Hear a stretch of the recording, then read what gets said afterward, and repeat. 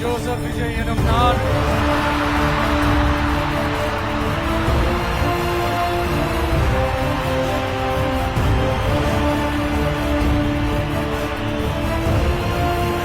சட்டப்படி அமைக்கப்பெற்ற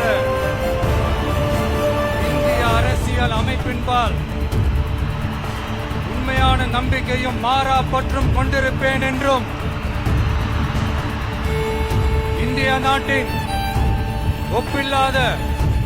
முழு முதல் ஆட்சியையும் உரிமையையும் நிலை நிறுத்துவேன் என்றும் தமிழ்நாட்டு அரசின் முதலமைச்சராக உண்மையாகவும் உளச்சான்றின்படியும் என் கடமைகளை நிறைவேற்றுவேன் என்றும் அரசியல் அமைப்பிற்கும் சட்டத்திற்கும் இணங்க அச்சமும் ஒருதலை சார்பும் இன்றி விருப்பு வெறுப்பை விலக்கி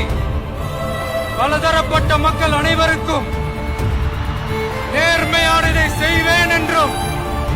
ஆண்டவன் மீது ஆணையிட்டு உறுதிமொழிகிறேன்.